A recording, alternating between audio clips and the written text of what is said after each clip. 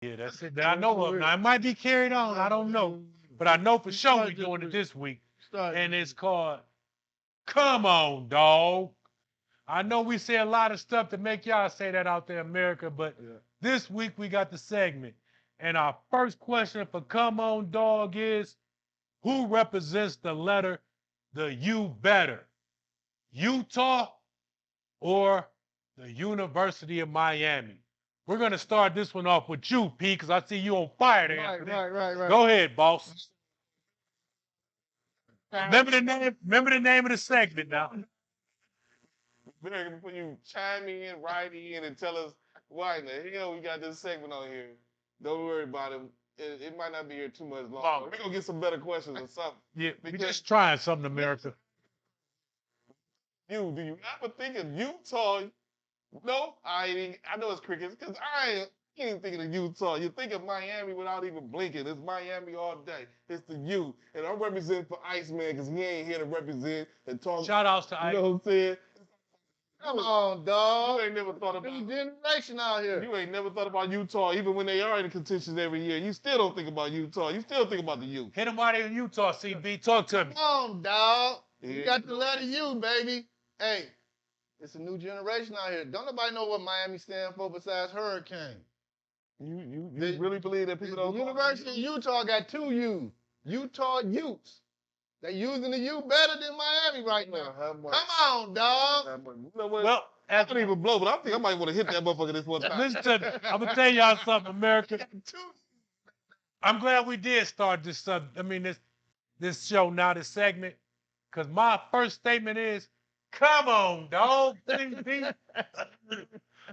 You just said the youths over the University of Miami. That's right. We talking about new generation. I got the young people. What is that, Jen? The young people is screaming. You got the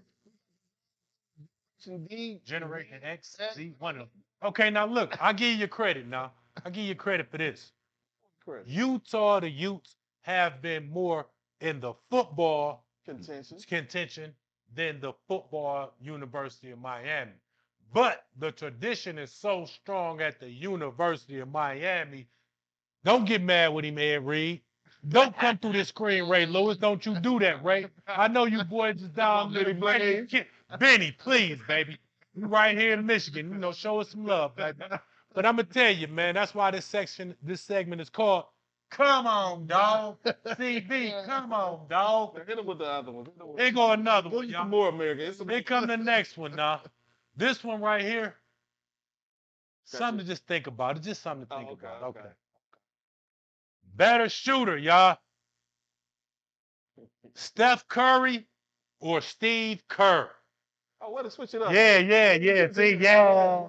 A shocker. They thought we was going to come with that nonsense. This is a good one. I thought he was going to come with the real Talk to me, CB. Talk to me, CB. Who you got? We're not going to even throw that out there, America. We're not going to even tell y'all who. I was going to talk bad about that. Was an embarrassment. We're not going to even do that to us. So who you got? Steve Kerr? Come on, dog. Or Steph Curry? Dog, I got the all-time three-pointer. Steph Curry. Okay. Steve Glory Days is hanging off of Mike coattails. So come on, dog. It's Steph. Ooh. He wasn't coming around the corner making shots. He didn't win a championship off Kerr. Ooh. Mike did. Yeah, you did. That's right. You said what? Mike won a championship for who? No. Here we go. America, they starting that propaganda again. I know where they trying to get to. We're going to overlook that. We're not going to let that start this segment. Anyway, come on, dog. It's Steph, baby. Come on, dog. It's on you, young Pete. Tell them your answer to this. Bro, you got to go with Steph. You know what I'm saying? I heard Steph and Kerr, you know what I'm saying, had a little battle in practice, and Steph beat him. They went toe for toe down there almost 200 shots at the free throw line, but Curry still won. So I'm about to rock with Steph Curry. You better shooter, better all that, yeah. So he knows it. Steve Curry even knows it. So well, y'all, we had to ask the question, so we already know the answer. The answer is Steph Curry, of course. For sure. But we just wanted to entertain a little. No doubt. Now, last but not least, the last question for this segment is, now, it's a lot of people out there that plays the sport that knows how to get under your skin, the sport of basketball, right? That's right. We call them agitators. We don't like to use the word bully on this show, but sometimes when they're on the court, they do bully their way through the game. You understand? So This question is, who is the better agitator, bully, / wild man? And the category is between Draymond Green and Dennis Rodman. Talk to me, young P. Who you got? Well, you know, this is one of those hands down, hands down. Time out. Huh? What's the name of this show? Yeah, I said it. This ain't a yeah, I said it moment. Okay, go ahead. This That's is hands down. Okay, go ahead. Yeah, hands down. I'm gonna hit y'all with a yeah, I said it later in the season. I mean, Show. Okay. I'm definitely hit y'all with a yeah, I said it, because I ain't hit y'all with a yeah, I said it in a long time. So I gotta make sure I hit y'all with a yeah, I said it from Young P, aka Mr. PR. But this is a hands down Rodman. I don't know. Rodman agitated everybody from the point guard to the center. This is what he did. This is what this man does all day, every day, all over the place. He was ridiculously. I'm talking about coming through in your face, messing with your head, and all that kind of stuff. Rubbing on your leg and all type of Stuff like that. Draymond don't be doing that. He do a little agitating, he do a little wild stuff, and he be swinging and all that kind of stuff. But you don't agitate or do what Rodman did and how he frustrated so many people from the point guard all the way down to the center. So hands down, let's go Rodman. CB, talk to him, baby. Who you got? Uh-oh. No. What? Draymond? You know the agitator and the bully is. It's Draymond. Draymond kick motherfuckers in the nuts on the slide. You know what I'm saying? We done seen that with Rodman. Now the cameraman. Let's go now. Come on. See, that's what I'm saying, America. You got to check CB stats. Man, what you saying? Go ahead. What? Did Draymond choking out? Oh, because he choked out my man. Yeah. We're gonna put it out. The Macho Man. You know what I'm trying to understand is it sounds like Draymond only do this to certain people though. It don't look like he do it to you know, saying some other names. I think out here. We not gonna all the names. I got some other names. I think Draymond could do that too. I got you. It's easy to choke up the Frenchmen from all the way across the world. Hey Draymond. Hey Dre, I don't know, baby. I think he hitting that. He hitting that something, Dre. I got you. I got you back, Draymond. You're swinging on Jordan Poole. I got you back. You're swinging on people that I got you back, boy. I got you back. What I'm saying is, I want you to go against some other people that be hitting your face like I dare you. And when you Got you do, back. let me get the ball. I think he's saying Giannis. Oh, my bad, but Let me okay. get the ball and go back up the court. But it's all cool. It's cool. I'm gonna answer this real quick so we can go on to the next segment and keep the show rolling, y'all. Without a doubt, it's Dennis Rodman. Because one thing Dennis Rodman did is he agitated you, but he also defended you the proper way too. I'm not saying Draymond don't, but Dennis Rodman actually moved those feet. Draymond is a great help defender. I ain't seen him slide them puppies too much against them guards and against some of them active small forwards. I seen Rodman do that. So I'm going with Dennis Rodman. I seen him. The reason why I'm saying that, I ain't just because this question ain't really about defending. It's about agitating, getting under skins. I seen him get under Jordan skin, all the way Karl Malone skin. Whoever you pick one. The guards to the center, as you said, got up underneath their skin. So I got to go with you, Rodman. But you good though, Draymond. You are good. You are definitely good. You're better than Birdman. I give you that. Yeah, you up there. You're better than Chris Anderson. Okay, now since we talking about hooping, y'all, let's keep it on that right quick. Staying on Draymond. Is he hoping the Warriors give up on him so he can make his dream of hooping with LeBron James and the Lakers come true? Talk to me, PR. I don't think that's what he's doing. Okay. I just don't see that happening. I just don't see Draymond going that far just so he can play with LeBron. That would be asinine to me. I don't think he got that in him. Do I think, what I really think is, what's going on is Golden State pretty much just let him off the leash so much they don't know how to reel him back in. You know what I'm saying? So he's been given the autonomy to do whatever he feel like doing. I'm the enforcer. That's my position on the job, on this team, is to be the enforcer. Come down, sometimes facilitate the ball, kick it to the open man, stuff like that. But my number one job is to be an enforcer on this team and to be able to agitate and all that. And I'm giving the heart and soul. So pretty much, I'm going to put it and liken it to something of this nature. He's like Dame Dash and Steph Curry is Jay-Z. Dame, remember how they was like Dame Dash was the one going in cussing Yeah, everybody? I got you. He's And a bad Steph, cop. right? Steph the good cop. He over here looking good, pretty. You don't think nothing bad about it. He took on that role. You know what I'm saying? And I think the problem is they all embraced it. They was like, we all gonna be behind you. And when he saw that they all behind him, he just kept going and going and going and going. And he just kind of went overboard. I don't think he's doing it so that they be like, no, we don't want to be with you. And now I'm gonna let you go and go play with LeBron. I don't think that's what it is. I just think he gave him too much rope. And he, you know what I'm saying? What they say, you give him an inch, take a mile, he took the mile. Okay, well, I'm going to make mine real simple and brief again. I think Draymond, just going to be honest with y'all, I think Draymond is agitated at losing. He's getting frustrated that they ain't got on a winning streak. Clay ain't back to the old Clay, and he don't see the old nucleus of the Golden State Warriors dominating anymore. So I think he's becoming a little frustrated and aggravated with that. So it's coming out in his play. I think also he's starting to see a slight decline within himself. Right. His ability to shoot, score. He's probably taking, like having second thoughts about some of the stuff Jordan Poole was saying. You know what I'm saying? That still might be playing in his mind. And then we get out on the court, he's seeing like, okay, I'm not a shooter for real. You know what I'm saying? I'm only a defender. And so, you know what I'm saying? It's kind of a mental thing going on with him. So basically, by them offering him the help, that might have been the best thing that happened to him. For sure. So go ahead, CB, talk to him. I'm not gonna necessarily say that he's trying to play with LeBron, America. I think he, like you said, I think he's getting frustrated more about where the team is going, and it's not how it used to be. But it's one of those things of looking at the glory days. Like that big three is older now, and they're trying to implement. They're trying to keep the group together and implement the young people, but right now it just ain't working and ain't mixing. And I'm not saying that he's going to get traded to the Lakers, but I wouldn't be surprised if they break it up and you see Clay go somewhere and you end up seeing Draymond going somewhere for their final years of the NBA. You know, I hate to say it, don't want to say it, just my thoughts and opinion. You know that once they get traded, you know sometimes you just don't fit with a whole nother team or it just ain't there. And you just be like, your career time dwindles you know. away. Well, I'm gonna be honest with you, Noob. I can see some of the stuff you saying happening because they are rumor has it that they saying that Dallas is the head candidate to get Draymond. So, and then they also saying something about the Pistons and something about the Lakers and the Heat. I mean, Sixers. A lot of people want and Indiana and Sacramento. So it's a lot of teams that's interested in it.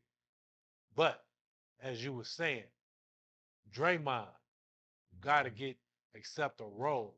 If your skills are starting to diminish, just become the defender and the agitator that we're saying you are, and become a good rebounder. And still be the facilitator that you are. Don't worry about the offensive end. And the only thing that I disagree with what you were saying is I don't see Klay Thompson leaving. I think they're gonna retire Steph Curry and Klay Thompson. Think so? I can see what's the name leaving, but I can also I can see Clay's role diminishing some because I seen him taking the criticism from Steve Kerr when he benched him that game, and then the pregame when he interviewed him, he said he thought that was the best decision. He played good the next time out. So, I mean, he been playing a little bit better. Let me ask y'all a quick question though. Is it Golden State? Is it part of their problem? Is to me the young people are injured, so now you can't really get into that rhythm. I want to say that. I ain't gonna cut you. I want to say that because looking back at last year, that young core had plenty of time. Remember, Steph got injured for quite a few games. Clay was in and out the lineup. Gary Payton is third. I mean the second. See, it's a right now. I agree with that is a part. That is a part of it. Like because GP is a defender. Right. Okay. But to me, I think what the real problem is, the guys that they drafted for the youth movement to replace, like to fill in for Steph and all of that, they're not shooters. You see what I'm saying? Yeah. I believe that Jordan Poole was a shooter, but I think once you gave him the money it took his mind somewhere else. Now he thinking I'm a playmaker. I can do everything instead of the system. You see what I'm saying? And if Moses Moody, I don't think he's a shooter. You see what I'm saying? I think he's more of a defender. And I think Kuminga is just athletic. Okay. So that's the reason why you're seeing. I'm not familiar with the guy that they just drafted now. He's a shooter. The one they just drafted this year, and if you notice, he's getting a lot of runs. I know you're talking. I can't think of his name. He kind of remind you of DiVincenzo, but that's not his name. I apologize for not knowing your name. But that's the reason why you're seeing guys like that get run.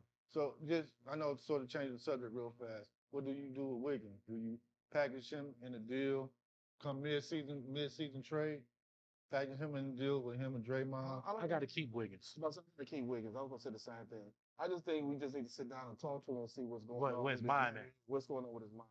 What's going on? Okay, now I got another question for you boys while we talking about basketball. All healthy. I mean, 100% healthy. Do you guys see the Booker, Durant, and Bill combo winning the championship?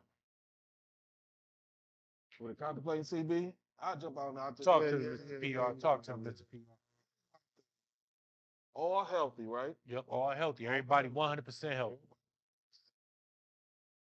I don't see it. Here's why I don't see them winning the championship. I have yet to see, outside of Miami, which had Bosh, Wade, and LeBron, three superstars able to play together to win. Somebody has to take a back seat. And so far, every three superstar teams that's been formed afterwards, Nobody took a back seat. Nobody takes a back seat. Nobody's willing to. Nobody's willing to do that or accept that route. And I think that's going to be the same thing that's going to happen in Phoenix. You know what I'm saying? Nobody's going to accept taking the role. Most teams that you've seen and actually won the last couple of championships has been two superstars. And really, it's been a guard big man superstar combination. Now you're talking about two guards and a forward. You're not even talking about no real big men. Don't get me wrong, KD. No. KD 7 feet. No, but that he ain't a big man. But he ain't a big man. No, I agree with you. So that's not his strength. That's not his strength. So I think you can't do it. Who's going to take the back seat? It's easy to say, "Oh, I'm cool with you can take the shot at the end of the game, or you can take the shot."